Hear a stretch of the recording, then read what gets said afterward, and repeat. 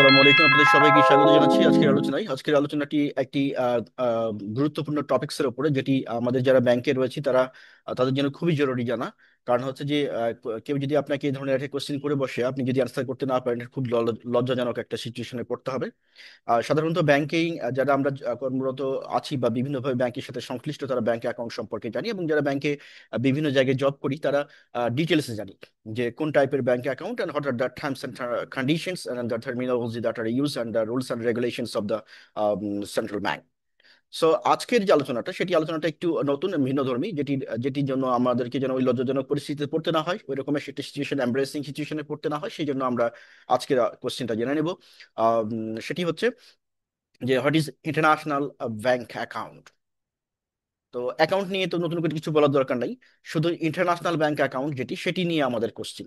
যে এটি যদি আপনার আমাদেরকে কেউ জিজ্ঞেস করে এখন যে আসলে ইন্টারন্যাশনাল ব্যাংক অ্যাকাউন্ট কি বাংলাদেশে থেকে খোলা যায় কিনা, এবং যদি খোলা যায় তাহলে কিভাবে খুলতে হবে, what are the documents that R required to open an international bank account, and can we open international bank account? These are the questions.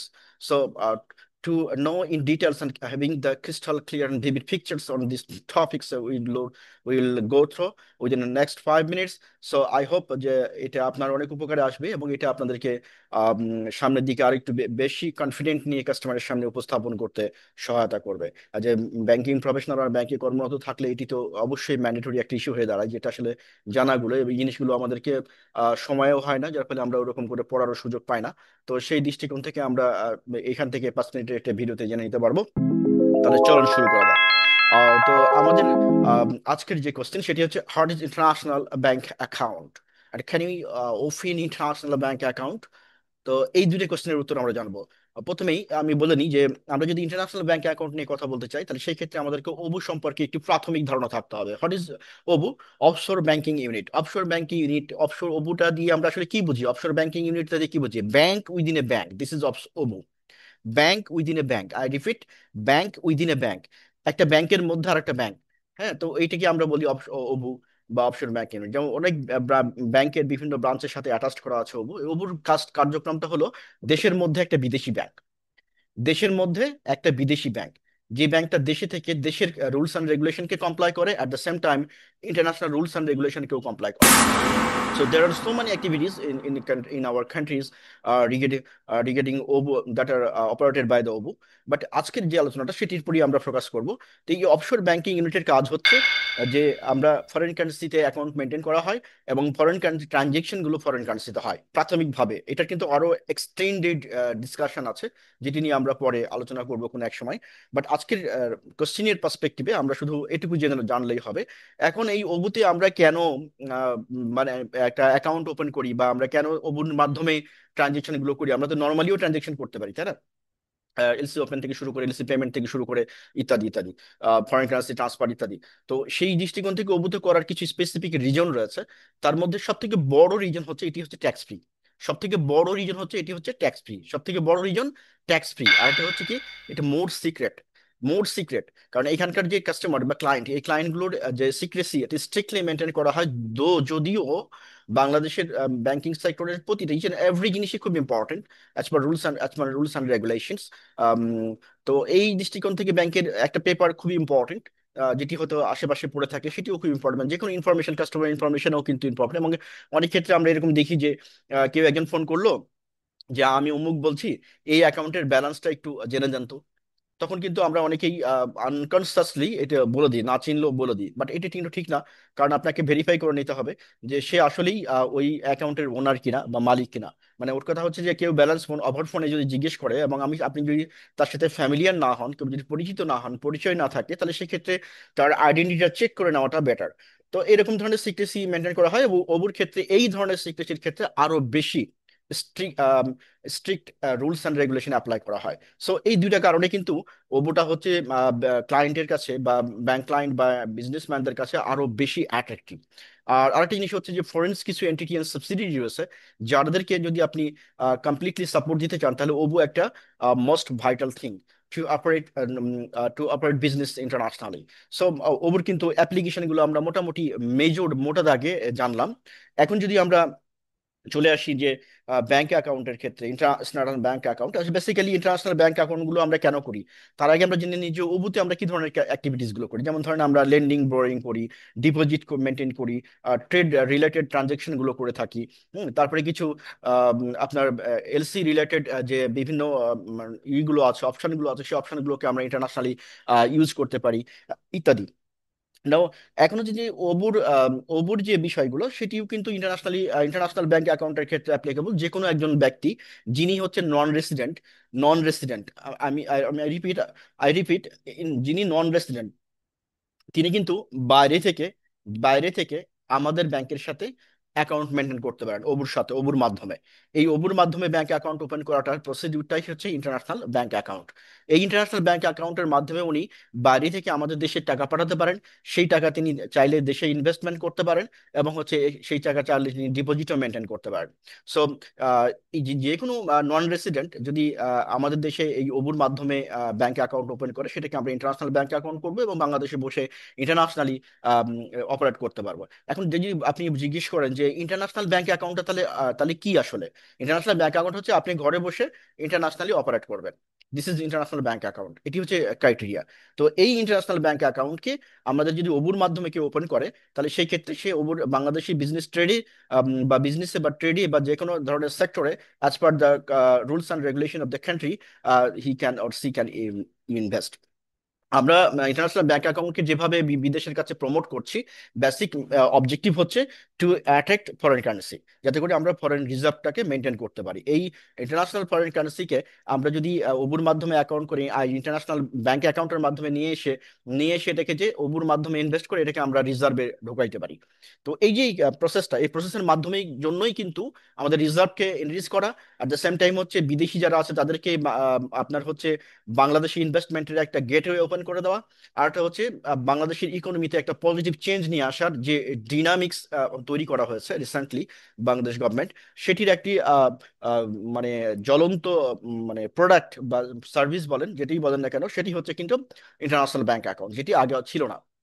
Recently এটিকে ওবুর সাথে কানেক্টেড করে দেওয়া হয়েছে, এবং ওবুর মাধ্যম দিয়ে আমরা এটিকে এখন অপারেট করা যায়, বা যে কোনো নন রেসিডেন্ট এটা করতে পারেন, যে কোনো নন রেসিডেন্ট এন্টিটি, অথবা টাইপ 8 ক্যাটাগরি যে ইপিজেড কোম্পানিগুলো রয়েছে, যারা 100% মানে করে ফরেন কারেন্সিতে ট্রানজাকশন করে। তো এই যে ফরেন কারেন্সি ওনার বা ফরেন মালিকানাধীন যেগুলো, সেই কোম্পানিগুলো বা এন্টিটিগুলো, তারা কিন্তু এই ইন্টারন্যাশনাল ব্যাংক অ্যাকাউন্ট মেনটেন করতে পারে। এখন কোশ্চিন হচ্ছে, আপনি আমি সাধারণ পাবলিক, আমরা কি ইন্টারন্যাশনাল ব্যাংক অ্যাকাউন্ট মেনটেন করতে পারবো? এটা একটা কোশ্চিন না? এটা জানা দরকার। তো চলুন জেনে জেনে নিই এটি এটি আমরা আসলেই পারবো কিনা। তো বেসিক্যালি হচ্ছে যে আমরা আমরা যদি আপনার এই ইর মাধ্যমে আপনার হচ্ছে যে নিজেরা ইন্টারন্যাশনাল ব্যাংক অ্যাকাউন্ট মেনটেন করতে চাই, তাহলে আমরা কিভাবে করব? তো প্রথম কথা হচ্ছে, আপনি directly as a Bangladeshi international bank account maintain করতে পারবেন না, but on behalf of NRB, that is foreign currency account maintain করতে পারবেন। কিভাবে? যে ইন্টারন্যাশনাল ব্যাংক অ্যাকাউন্ট মেনটেন করতে পারবেন কিভাবে? সেটি হচ্ছে যে আপনি যদি ধরেন আপনার কোনো রিলেটিভ বাইরের দেশে আছে, অথবা আপনার কোনো প্রতিষ্ঠানের কেউ বা আপনার পরিচিত কেউ বাইরের দেশে আছে, তিনি বাংলাদেশে একটা ইন্টারন্যাশনাল ব্যাংক অ্যাকাউন্ট অপারেট করবেন বা ওপেন করতে চায় বা ওপেন করবে, এবং সে যদি আপনাকে অথরাইজ করে two operate the account with respect to him or her in Bangladesh, তাহলে কিন্তু আপনি ফরেন কারেন্সি অ্যাকাউন্ট অপারেট করতে পারবেন বা আপনি পরিচালনা করতে পারবেন। তার মানে বুঝে গেল যে আমি অ্যাজ এ বাংলাদেশি ডিরেক্টলি কিন্তু ইন্টারন্যাশনাল ব্যাংক অ্যাকাউন্ট ওপেন করতে পারবো না, কিন্তু আমার যদি কেউ থাকে, তাহলে সে যদি আমাকে অথরাইজ করে, তাহলে with respect to his or her authorisation, I can operate international bank account. আশা করছি বুঝতে পেরেছেন যে ইন্টারন্যাশনাল ব্যাংক অ্যাকাউন্ট তাহলে কি। এখন প্রশ্ন হচ্ছে যে আপনারা কি ইন্টারন্যাশনাল ব্যাংক অ্যাকাউন্ট কেন করতে হবে, অপারেট কেন করতে হবে, আপনার কেন দরকার? বেসিক্যালি হচ্ছে আজকের যে গ্লোবালাইজেশনের যুগ, এটি হচ্ছে যে আপনি ঘরে বসে এখন দেশের বিভিন্ন জায়গায় বিভিন্ন সেক্টরে আপনি ইনভেস্টমেন্ট করতে পারেন, প্রফিট জেনারেট করতে পারেন, অ্যাট দ্য সেম টাইম ইনকামও করতে পারেন, তাই না? তো তো এখন হচ্ছে এই ধরনের যে কাজগুলোর জন্য আপনাকে ইন্টারন্যাশনালি অপারেট করতে হয়। তো ইন্টারন্যাশনালি ট্রানজেকশন করতে হয়। ইন্টারন্যাশনালি ট্রানজেকশন করার জন্য বাংলাদেশে ওরকম কোনো গেটওয়ে নাই, ডিরেক্ট গেটওয়ে নাই। যেটার মাধ্যমে আপনি ইন্টারন্যাশনালি বাংলাদেশ থেকে বসে আপনি টাকা পাঠিয়ে দিবেন। মানে এর মধ্যে অনেক কি বলে এটাকে চেক পয়েন্ট রয়েছে। কিন্তু ইন্টারন্যাশনাল ব্যাংক অ্যাকাউন্ট যদি হয় তাহলে সেক্ষেত্রে that is no checkpoint. আপনি ফরেন কারেন্সিতে অ্যাকাউন্ট মেনটেন করতেছেন এবং ফরেন কারেন্সিতে টাকা ট্রানজেক্ট করতে পারছেন। হ্যাঁ, এখানে কোনো ঝামেলা নেই, এখানে রিস্ক কম। মানে জুরিডিকশন বাংলাদেশি যে সেন্ট্রাল যে ব্যাংক রয়েছে, সেন্ট্রাল ব্যাংকের এরপরে খবরদারি অনেক কম ওবুর উপরে। আচ্ছা, তাহলে সেক্ষেত্রে হচ্ছে যে ওবুতে আপনি যদি অ্যাকাউন্ট মেনটেন করেন তাহলে কোন কারেন্সিতে মেনটেন করতে হবে? ডেফিনেটলি ফরেন কারেন্সিতে মেনটেন করতে হবে, বেসিক্যালি ইউএসডি।